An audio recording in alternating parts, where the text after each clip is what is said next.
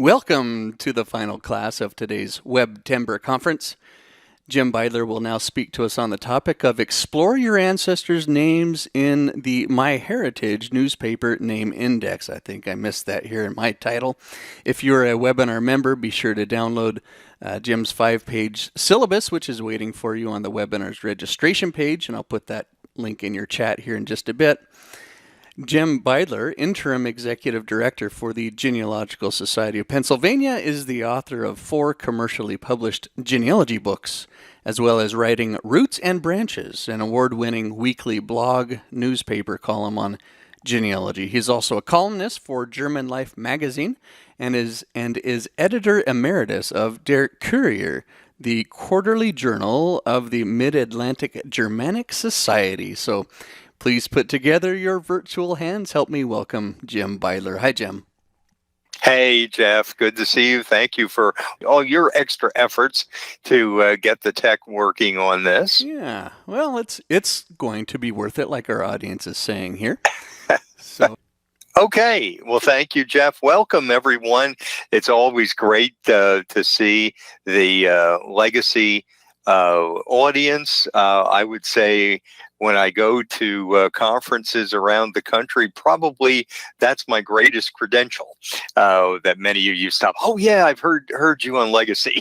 So I love being one of your presenters. So as Jeff noted, the topic is Explore Your Ancestors' Names in MyHeritage's Newspaper Name Index. We're going to get your feet wet with a bunch of things about historical newspapers in general, and then give you a little demo, let you take a test drive on this very important database that MyHeritage has, the Newspaper Name Index. I try not to make my my intros too long, but relevant to this today is among those 4 commercially published books that I've done is the Family Tree Historical Newspapers Guide. So without further ado on that score, let's first let me tell you about one of, I guess it's a cautionary tale about newspapers, about never giving up on newspapers. Way long ago. Now I've been doing genealogy almost 40 years. Don't do the math on that, on how old I must be myself.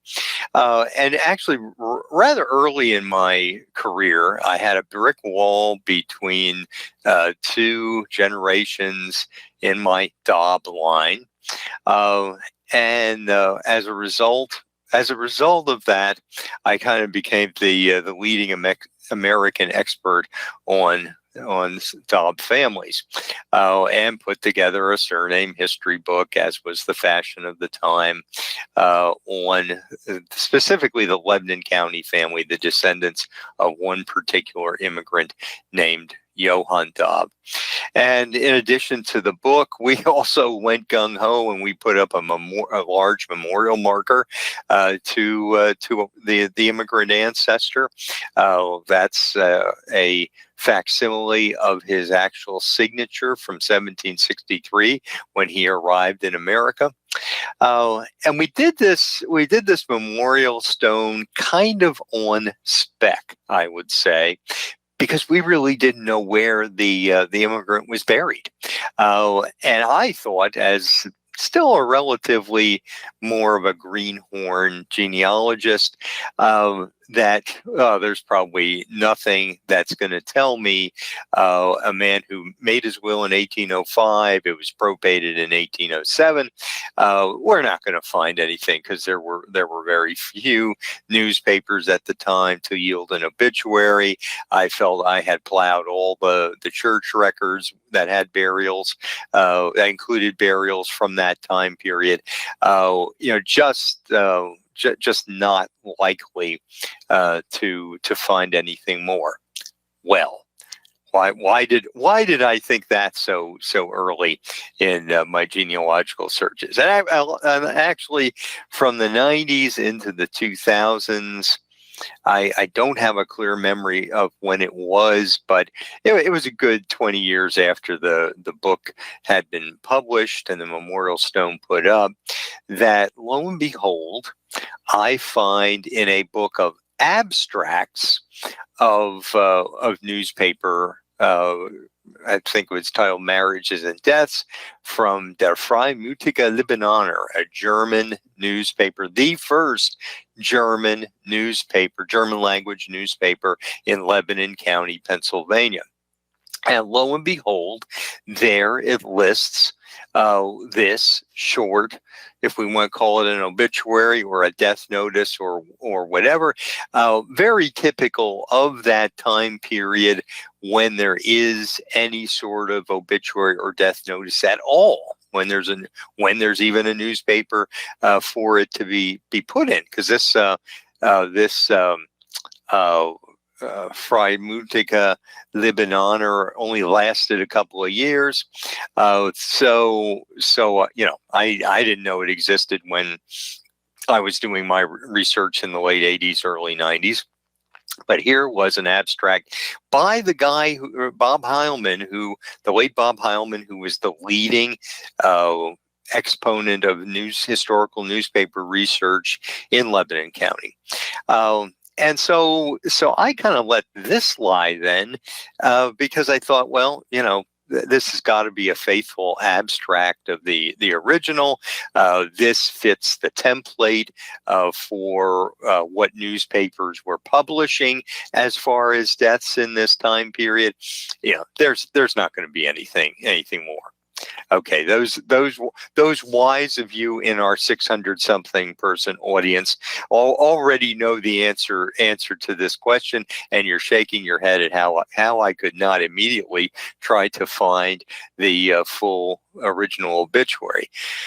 Yeah, because it was still in paper form, this newspaper. This is a newspaper that's never been microfilmed, never been digitized. Thankfully, it was early during the pandemic when I was running out of things to do, stuck at home. And I had a contact at the State Library of Pennsylvania. And I mean, I didn't have any hope that they would do anything about it, but I thought they could at least confirm to me that this was in their collection. Well, not only was it in their collection, but I guess one of their staff people was running out of things to do at home too, and decided to venture into the office and pulled a photocopy from Der Freimütige Liberaner. And oh my goodness, remember that part about me thinking that was a faithful abstract that probably had no further information? Oh, no, not exactly. This was the total text. Now, of course, it's in German. It's in the Fraktur font. But here is a transcription and translation of it.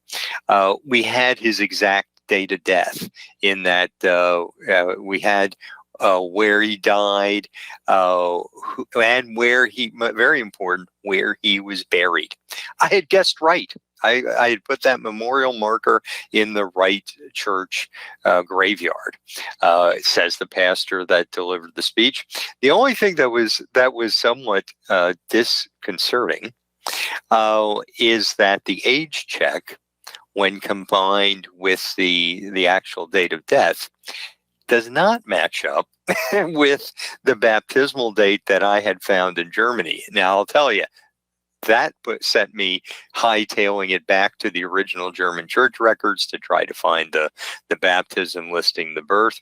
Try to see, did I have us hooked up with the wrong immigrant in Germany?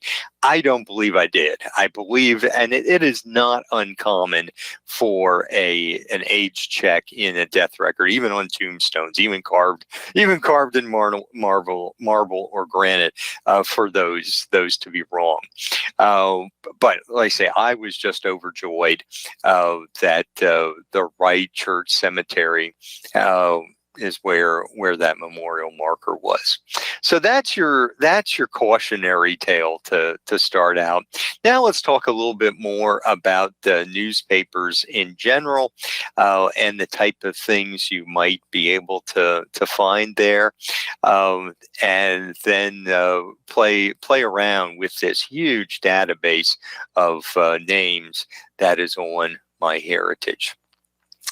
And I'm going to give a little bit of a contrast between the things we do look for in newspapers and the things that we should be looking for in newspapers. And I'm going to furnish you with a spoiler alert at the very get-go, that there's a whole lot more things we should be looking for than we actually do. And when we get to the example, the test drive on the MyHeritage database, I'll give you a good clue why that you should be doing that. And in the handout, you'll notice I give you 2 pages of things that you find in newspapers, and you probably will have the initial thought, oh, well, my ancestor's not going to be mentioned in any of those things. Probably wrong, or at least for some of them. And secondarily, you might think, well, what's the big deal with those things? And, my credo at the get-go regarding historical newspapers is that in many times you can compile a biography of your ancestor one line at a time through newspaper mentions, because a lot of times they will be no more than a line. But just like pebbles in a pile, putting together a lot of stone, that's the same thing that you can do with historical newspapers. Because, too many people look up somebody's death in a newspaper, their obituary, maybe their paid death notice. If somebody died by some sort of accident or not an accident, that it merited more of a mention, we tend to do that. Although even there, one of my favorite responses to people when I have my German hat is on, and my German hat is on, and somebody says, "Oh yeah, I have the obituary," and I immediately ask, "Yes, from an English language?" "Oh yeah." "Well, have you tried a German language newspaper?" Because just like with the case of Johann Daub, in his case, there were no. There's no English language newspaper in that area to even look into.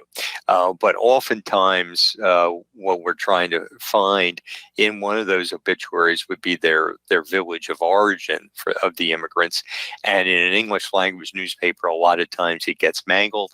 In a German language newspaper, it usually will be faithful to the spelling of the village name in Germany, so that you can actually find it on the map. But deaths, people do. Marriages, a lot of marriages are in newspapers, and maybe locally famous events, to give some context. But an awful lot of places, that's as far as people go. So that's what we do look up, and just as kind of a preparatory, remember that you've got to get rid of presentism when you're working with anything in genealogy, anything historical, and especially newspapers, because in so many cases, things have changed. And what we think, has always been the case, well, it hasn't always been the case.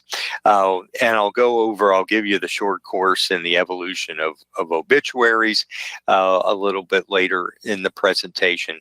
But for now, the thing is that the design and packaging has changed radically in newspapers, especially, I'm trying to say what applies to most of our lifetimes. For us living today, because prior to the 1960s, they were produced by something called hot type, linotype machines, where it was not easy to change the type on a page. Then computer technology came along, what they call cold type, where they were creating the type in a different way. I'm not going to say that it was easy to change, but it was a lot easier. And the result is, you'll see samples in here of newspapers that they kind of look like tombstones. They're all gray. There are very few photos. They are not well designed. Designed, as I say here, just wasn't even a concept. So you have to realize that in many cases, other than choosing something for the front page, they pretty much put stuff down where they could, anywhere and any so.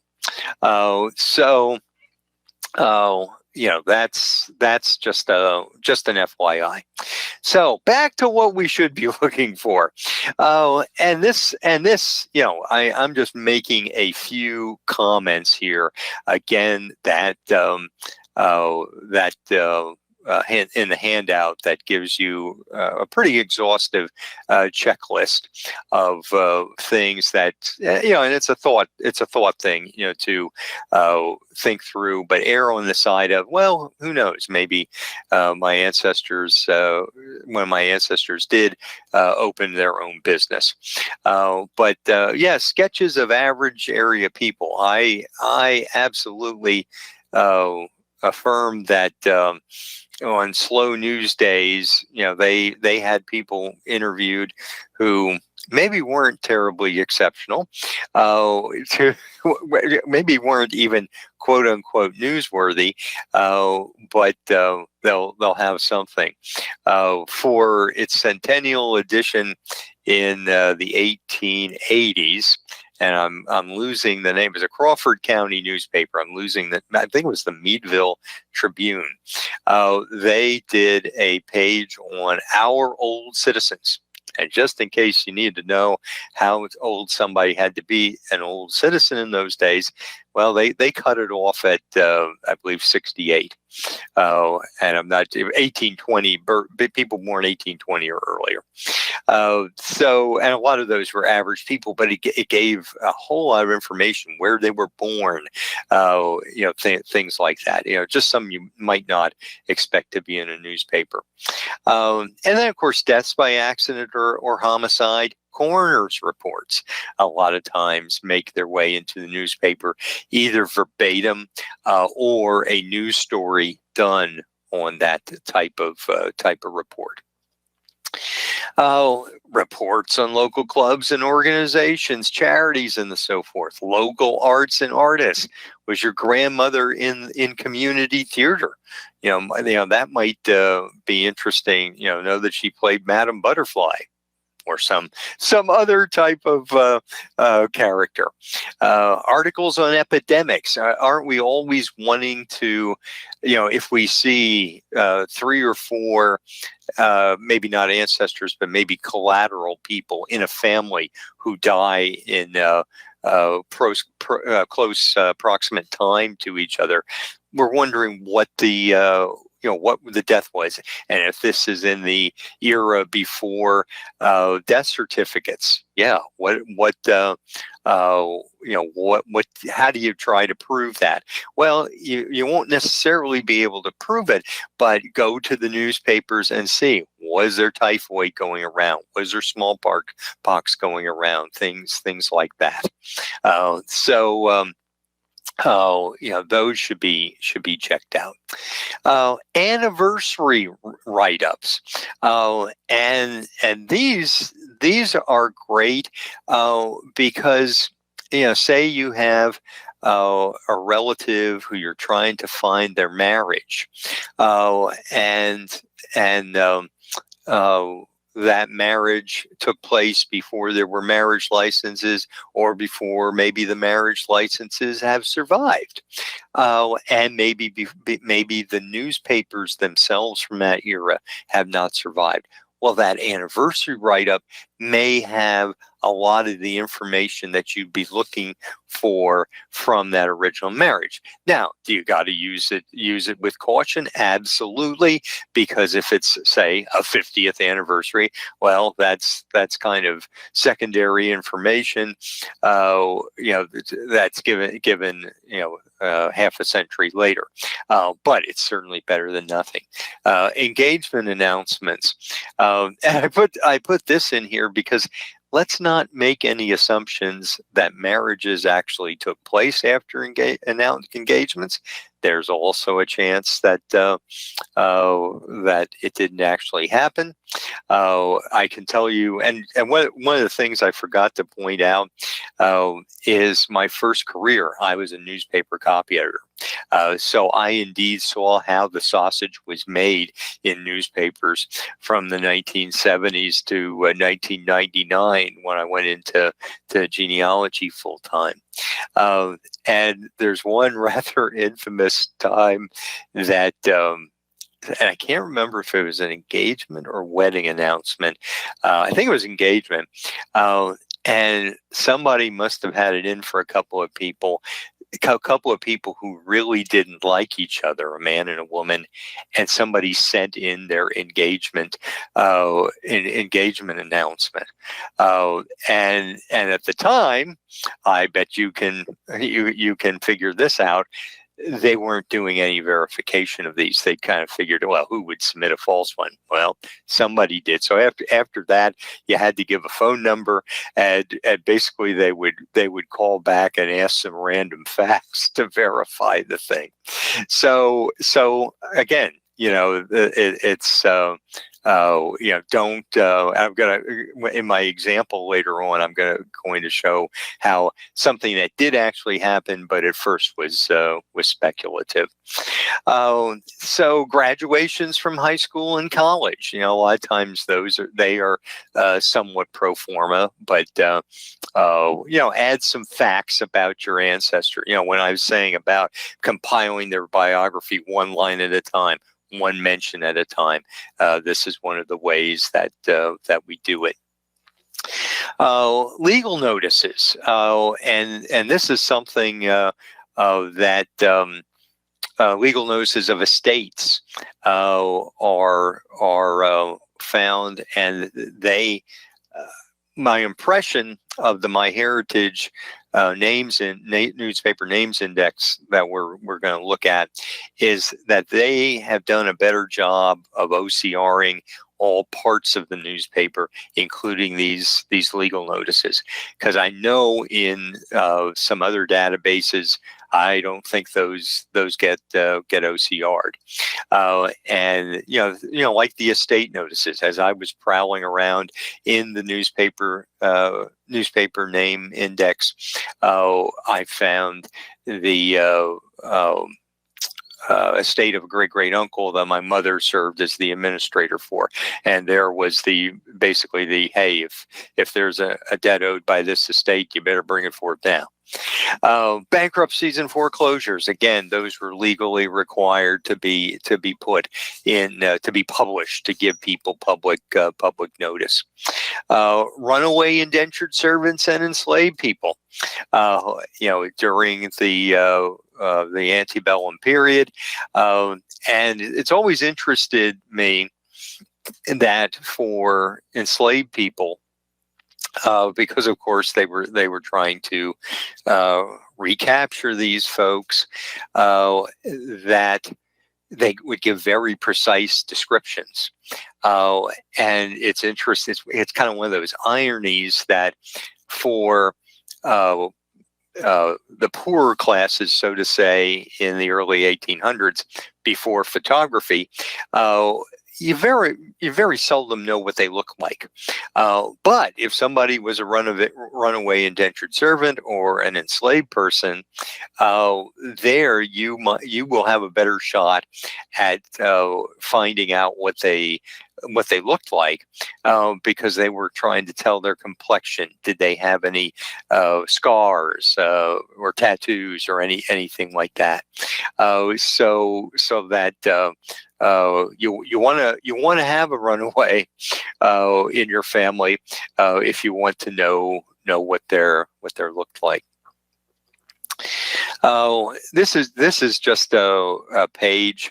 Let's see. It's from the Courier in Connellsville, PA, out in Fayette County, Western PA, and giving you an idea of the format, how it is not attractive to the eye, but it's got an awful lot of information on it.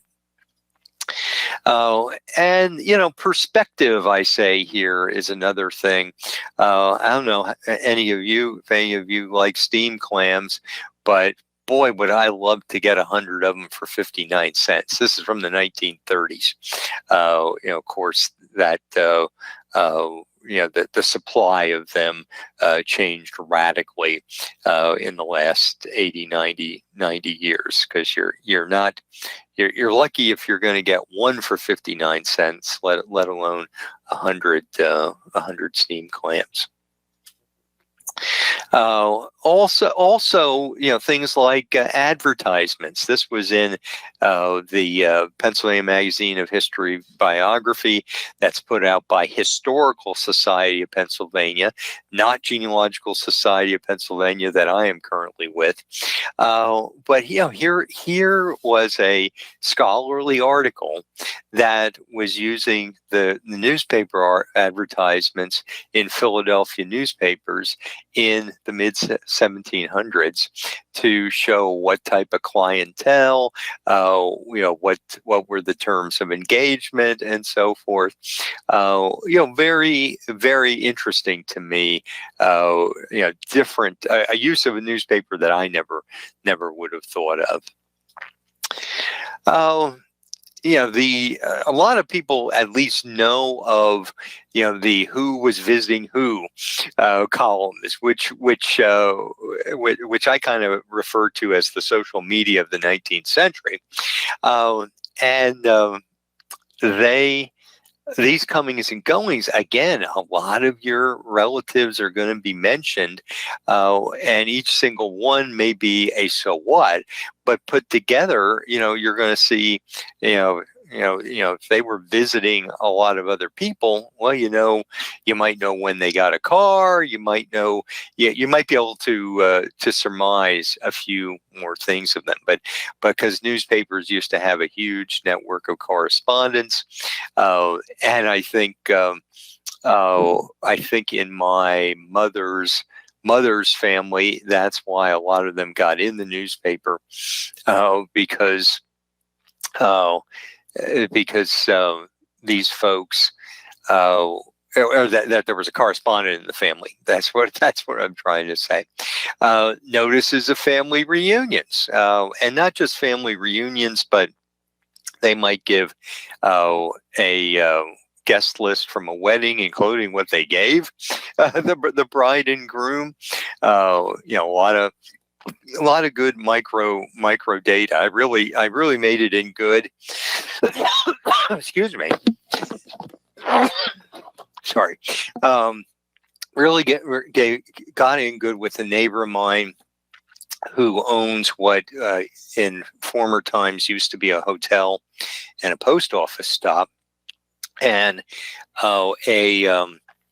not a relative of mine, but another family had their wedding reception there, and it listed listed every guest and of course the date and everything. So I gave that. I found that clipping actually in one of my relatives' things, and gave that to my neighbor, just as kind of a memento of his house, because I think it also talked about some of the furnishings in the house, and he and his wife have been lovingly restoring this whole house. So, and here, here's just, this is from that Connellsville newspaper again in Fayette County. Yeah, D.F. Mathers moved to Perryopolis. So-and-so, started for the West. 15 men are employed at the Peckmickey Stone Quarry. Yeah, just all these things. Yeah, and this is a lot of names. Or if you have somebody who from occupation was a quarry worker, here you may but not know which quarry. This may help you figure out something like that. It's golden information. Even letters to the editor. I'm not going to let you. Not going to dwell too much on this, but I occasionally get a bug, and as an ex-newspaper man, I like to write into the editor. Then some more things, and just like I said about the anniversaries, being a way to make up for earlier record loss. A lot of newspapers do remember when columns, 100 years ago today, 50 years ago today. And again, say the 100 years ago today that was published the Remember When column published in 1950 about something in 1850. Well, obviously that newspaper has survived to 1950 in some form for them to compile that Remember When record, but it may no longer, because so many there was so much acid in those newspapers in the 19th and early 20th century. If they have not been preserved on microfilm, and many of those now digitized, if they're still in paper, they're crumbled. And indeed, that's been the big stress, first on microfilming and now for digitization, is that the paper literally won't exist. That one from 1807 is probably okay. That was before the acid paper era. Not that I don't think that one should be digitized too, even though it's only a year or two's worth, because eventually it will start to deteriorate. But it's from about 1850 all the way really up to about 1950 that these newspapers are very vulnerable if they are still on paper. Genealogy columns. Hey, you're talking to a genealogy columnist here who's been at it for 25 years. In case you're wondering, as a weekly, that's more than 1,300 individual column installments. Whew. Somebody asked me, not knowing all I did, but just knowing that I was a writer, said, "Do I have a writing practice?" They asked me. I said, "Well, I've been writing Roots and Branches for 25 years weekly. Does that count as a practice?" So, part and parcel of this is sometimes we try to be, you gotta somehow trim your haystack sometimes, or you'll never find your needle. But you can't trim your haystack too far, or the needle won't be within it. And here, these are examples of where your ancestor might be mentioned in a newspaper after his or her death, maybe very, maybe well after that death. So be sure to not narrow your search too much. I mean, if you got a John Smith you're looking for, you're going to try to narrow that all that you can. And then this is just another example of history in a newspaper. And here is talking about the Hunter family of in Berks County, Pennsylvania, from a Nicholas hunter. So this was published in the 1900s then. So okay. Oh, and I've kind of mentioned this in passing, but just to nail it down, at least when I was growing up, newspaper every week, it was fun to see the listing of estates that not that were probated, but that were finally closed, and see how much some of your neighbors were worth. But just for the especially places that might be a burned courthouse. Well, the burned courthouse wouldn't include newspapers and things that appeared in newspapers. Naturalizations a lot of times are in newspapers. Marriage license lists, San Francisco's marriage licenses, predating the 1906 earthquake and fires. They're all gone. The marriage licenses themselves, but the newspapers were a way to prove marriage, and that's how people did. And also pastors reporting marriages performed. I have an interest in a particular pastor in Berks County, Pennsylvania. He's listed here as the Reverend Mr. I. Meese. His name's Isaac Meese. That guy. I might use a less flattering honorific other than Reverend for him, because I can't find that he wrote a single word in a congregational register. Not a baptism, not a marriage, not a burial. However, his name is listed on many baptismal certificates. And he was faithful about reporting his marriages in the newspapers. And the very bottom one here is of my three great grandfather. Now he's if you say it in English, you'd say Amos. The name is Amos, like the Old Testament prophet, and that indeed would be the German phonetic pronunciation. Always think phonetics. And Katharina Bickel, both from Bern Township. This is an example. I was trying to find this example some years ago, because I'd seen an abstract, so I knew it was in the newspaper, and I knew it was Emaus, was how it was spelled. Couldn't find it because, and again in your handout, you'll see a list of common OCR, that's optical character recognition, of different OCR substitutes because of bad computer processing. And this one shows up as EINAMS,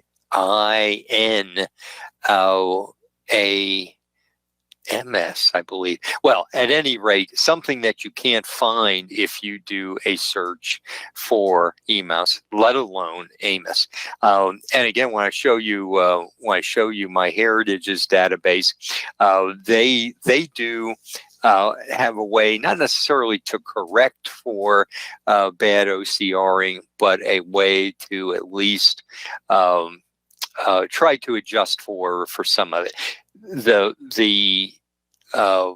The proof is that you still gotta do multiple searches. Never, you do a search, comes up 0 results. Don't move on. You gotta keep trying with things. Oh, okay. Regarding obituaries, I promised you a little bit of a short course in the evolution of obituaries in newspapers. As I say here, until the late 1800s, most people just got a short mention, the equivalent of what we would call a death notice today. I mean, what I showed you for Johann Daub, atypical, much longer than the one-liner that many people got. Then in the 1800s, and I should say this will vary from area to area, from particular newspaper to particular newspaper, that starting in the late 1800s is what I call the great age of obituaries, that most everyone got a substantial write-up. The newspapers kind of considered even a natural death a news story, trying to scoop each other, because in those days just about every town had competition in newspapers. And really, that great age of obituaries lasted pretty much all the way up to the 1970s, when newsprint prices started soaring. Newspapers themselves shrank, both starting in the number of pages and also the size of the pages. And obituaries became very formulaized. When I was working at the Patriot in Harrisburg, Pennsylvania, we had a very rigid style as far as what could appear in an obituary, because they were taking up so much space. The World War II generation was starting to die, and what had been one page was soaring to 3 or 4 pages in the newspaper. And so, it's silly things like you could say somebody was survived by nieces and nephews, but you couldn't name them. Just all sorts of. It got so silly that the funeral directors, who were the ones by and large who were giving us the text for the obituaries as an intermediary between us and the family, they kind of revolted to all the formalization, and we finally said, okay, every obituary can have one thing that goes against the style. You can't put in a list of nieces and nephews, but if you have one favorite niece or nephew, you can put their name in. It's just the way it was. So the way what happened then, and I say last decade, I think I should update that to the last 2 decades now, really, that obituaries, they moved. Every newspaper I know moved to where they would give you a certain number of lines for free, basically just enough to say who died and when their services are. Anything beyond that, any biography or whatever, you had to pay for by the line. This is a real two-edged sword. The pro to this is you could put in what you wanted. If you're willing to pay for it, you could put in the name of every stinking niece and nephew that the person. You could put in great nieces and nephews if you names if you wanted to. The downside is there's an increasingly large number of people who don't have obituaries at all, and that's sad to me to see that because they either didn't have money or no one thinks it's worth doing. Okay, so now for the star of our program, the newspaper name index, and this is a North American collection. They call it a structured name index. In other words, it's not just names alone. And what they do with it, and I'll show you examples of this. They'll give you a snippet of the text, and then also allow you to access the actual original of that in the context of the original newspaper page. It was created using OCR, so there are going to be mistakes, but you have a shot to fix the mistakes by suggesting an alternative that's found on all the record pages. And part of that structured name thing is that it's not just going to find the example they show here is if you're looking for Andrew somebody, that it'll also search for Andy too. And they will apply it for differently for first and last names. In other words, if you're looking for a last name, Andrew or Andrews, you're not going to get Andy and Andy's back. So that's that's a real good search algorithm. Also allows you to search for a person and their spouse, to put them in more context. And then, quite crucial, the global name translation technology that MyHeritage has pioneered will allow the newspapers in foreign languages to be rendered with results in English. So that's quite crucial and quite exciting. So let's do a step by step on this.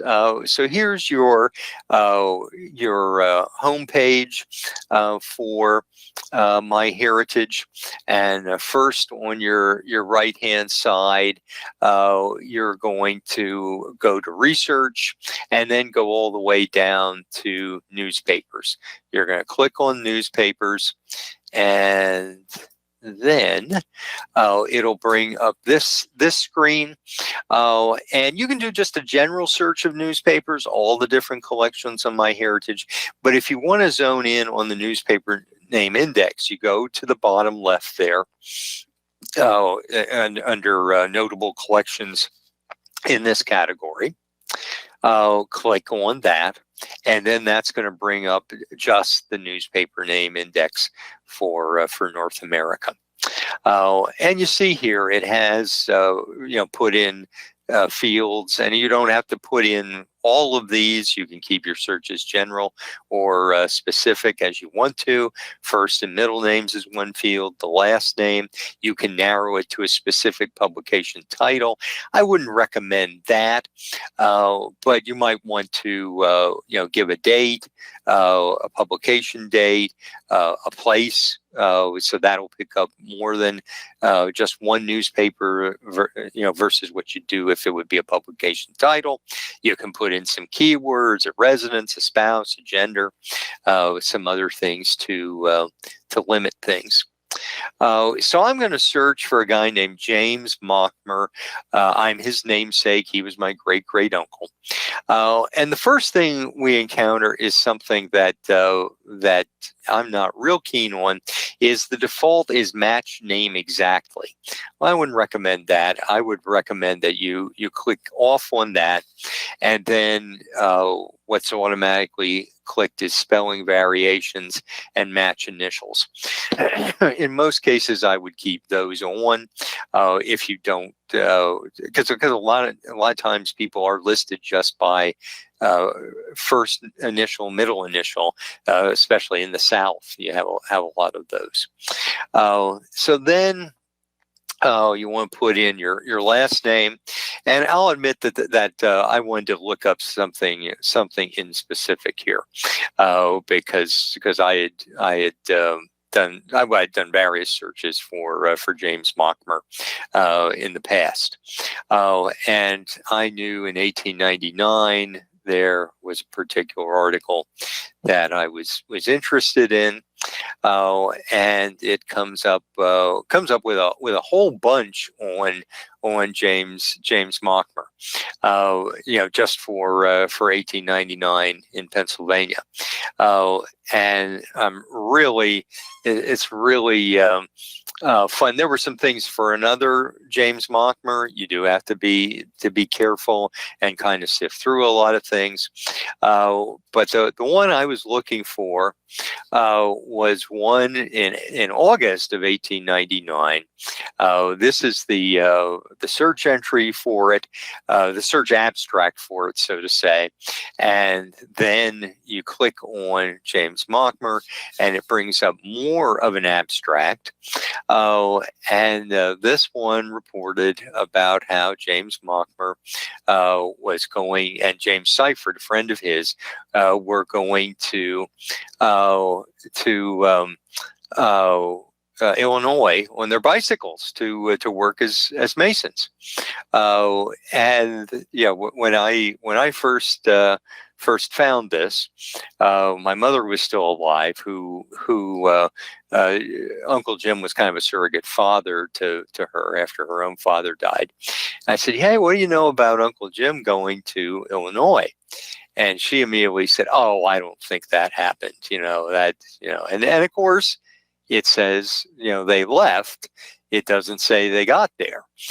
So did the whole trip happen, or did they get to Ohio and say, this is too long already, let's double back? Well, in actual fact, there was a follow-up article less than a year later saying that Wellington Mockmer, James's father, had gotten a letter from him saying that he was doing fine, and but looking forward to coming back to Pennsylvania soon. So that was pretty much post positive, that proof positive that this trip had actually happened. I'll admit, ever since that, I've kind of thought this was a young man. I do wonder if I have some DNA cousins out there in Illinois, but that's research for another time. And you see it below here, in addition to that TypeScript abstract, it'll take you to the original of the paper, and you can expand that to full screen and look around it. And I always recommend you look around, because you never know what things you're going to find on the way to something else.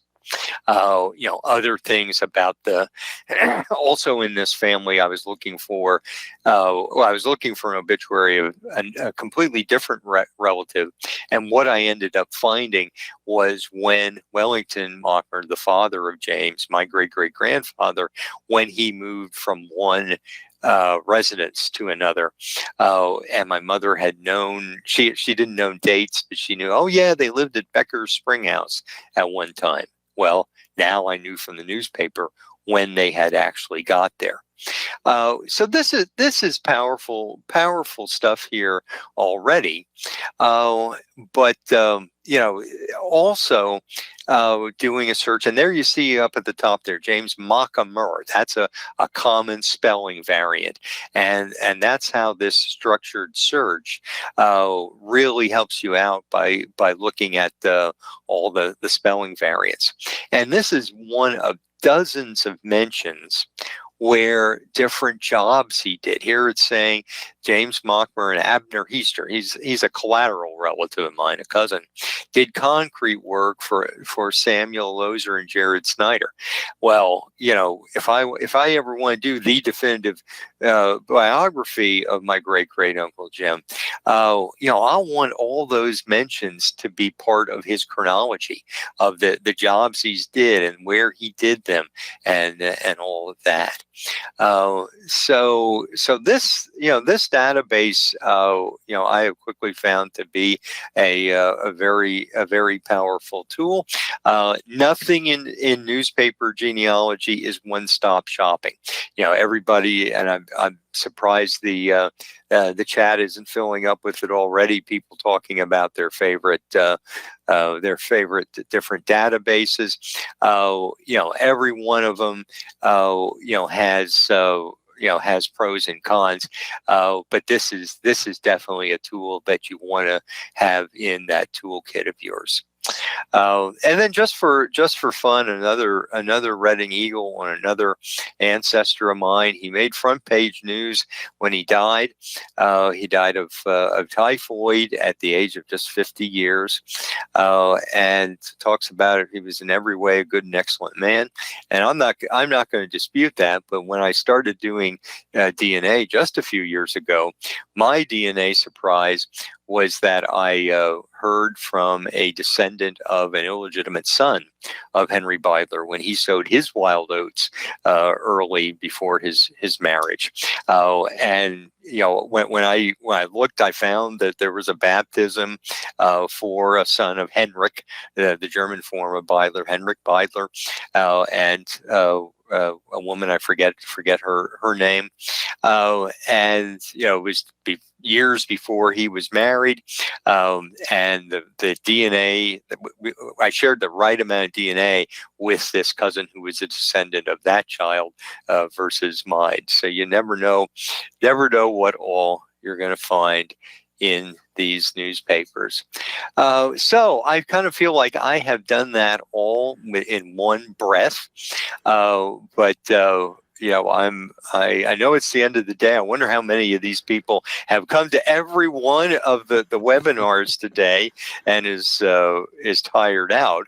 But I'm around for as long as you want to hit me with questions.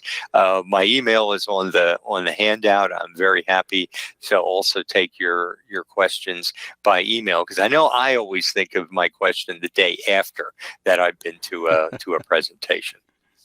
Well, Jim, Carol writes in just now, says, "I've watched them all and enjoyed them all." I know there's lots of us here too. I think you said it well, Jim, when you said you never know what you're going to find out. And here in our chat, there's been all kinds of stories of what people have found. I've been able to look at them out of the side of my eye, but yes, I've been seeing a lot of good ones. Yeah. You know, a couple of years ago, Jim, I was actually asked to do research for the Dr. Phil show. Wow. On TV, and it was in a and I was researching his wife's ancestors, and it was in a newspaper that I found that her great grandfather was murdered.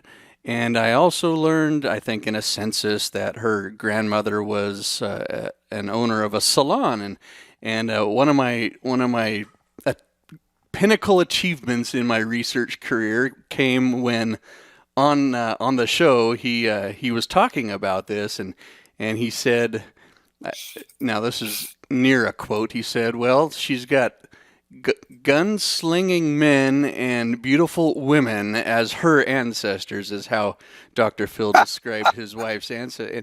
It was just so, yeah, you never know what you're going to find in these newspapers. And it's as you were speaking, I was over in MyHeritage going through this database myself, and I found, you always search for your own self, and so I did that, and boy, I found some things that I had no idea were in the newspapers. Like I say, you're doing yourself a disservice if you don't get deep in the weeds on these, because yes, a lot of the things will be kind of outre, but they are going to reflect your ancestors' character. Yeah, very well. Well, very good, Jim. It was really neat to see the perspective of someone who knows what's in the sausage, as you described it. So thank you. Let's switch over here. We'll do some door prizes, and then we'll see what time we have left for questions. For those of you who are asking, it sounds like this is the first class for some of you today. The replay of this will be online today, so I'll be working afterwards to get this online for you. And if you're a webinar member, then of course that means you have access to the syllabus and all of the 2,000 plus classes. Plus, Jim's got some other classes up in the webinar library that I'll show you. And I've put this coupon code in your chat. So if you're enjoying WebTember, I hope that you might consider becoming a webinar member, and you'd gain access to everything there, including all of the classes that are specific about MyHeritage, all of Jim's classes. This looks like this might be number 14 here today. And Jim's got, if you have German ancestry or newspapers, or you need to organize that family reunion, you'll really enjoy what you see up in his webinar library. And one person is going to really enjoy this as a door prize today. So we've got a MyHeritage DNA test kit for one of you. So I'll pull out my door prize picker tool, and it looks like if your name is Tony Hoff, you're the proud winner. And I hope you're proud of being the winner here of the MyHeritage DNA test kit. And just writing this down. So just watch for an email from me sometime in the near future. And again, there's that coupon code WebTember23. Yeah, still fun to read this chat of everything that everyone is finding. All right, so let's just see. We've got a couple of questions here. So, Jim, you were talking about that specific database, the newspaper name index. So, what is the difference between searching that specific index compared to if you were to just search across all newspapers all at the same time? That's a question for Mary Ann. Sure, sure. Well, it's going to be a little bit narrower, Okay. and much better. The searchability, that structured name search, is a lot more targeted. In other words, you'll get kind of less false negatives. Okay. False positives, excuse me, than you would just searching all newspapers. Yeah, very good. Lots of questions here about translation of foreign language newspapers, specifically German newspapers. How does one go about translating a newspaper? Yeah, yeah.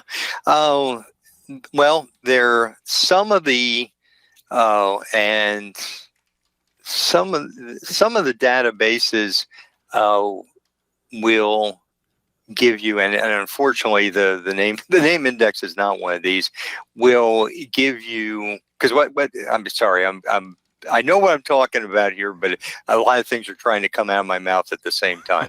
Let's go back to OCR. Okay. OCR, optical character recognition.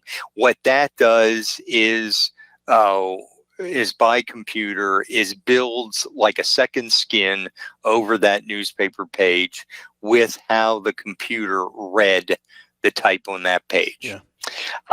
And some services have a way where at a click of a button, Chronicling America is this way, the free service from Library of Congress, that where you can find the OCR text representation with the click of a button, and there, for instance, if it's a German language newspaper, you can cut and paste into a Google Translate that text representation. Yeah. So that's one way. More difficult is you're going to have to learn a little bit of language, and attempt. It's a two-step process. Then that you first want to transcribe to make sure that you have all words in that language, and that you haven't garbled those words, and then translate from there. Yeah. Yeah, very good explanation. I appreciate that. Rebecca says that the Library of Congress says my newspaper is on microfilm. Do they still lend out microfilm, or does she need to find a different way to obtain that newspaper, or maybe it's online now? Yeah, it depends on a particular repository's interlibrary loan, ILL, interlibrary loan policy, whether they will lend newspaper microfilms. Okay. So that, so in the, I think what she's talking about is the U.S. newspaper directory that is on Chronicling America, which is a Library of Congress site. And it does list for every newspaper where it can be found. And say it's found at University of Georgia. Well, in their library system. Well, then it depends on that library system how it treats ILL requests. Okay. Very interesting. Jim, you've done we started off with a little bit of fun with computer type stuff, but you pulled through and it was wonderful. So I sure appreciate having you here today, and all that we've one of my goals here is, we educate and sometimes we entertain, but we also try to provide hope. And that's what you've done here with reminding us about the value of newspapers. So I wish all of you the very best in your continued research. Any final thoughts, Jim? I've got a little 2-minute video I'm going to show afterwards about a webinar membership for those who are new here. But any final thoughts before we do that? Yeah, if you haven't found your ancestors in newspapers, you haven't looked at enough newspapers yet. That's my credo, because you go back into the 19th century, every community had one, every county seat had one, maybe more than one, and you got to branch out sometimes to adjoining counties, and you'll find somebody. I love that. Very well said. Okay, we look forward to our next time together with you, Jim. And we look forward to seeing all of the rest of you next Friday, at least at our next Web Timber Day of this month. But we've got a couple of other webinars in the meantime that you can check out. So for now, if you're new here, I'll just play this quick video that'll give you an idea of what you get with a webinar membership. So thanks, everyone.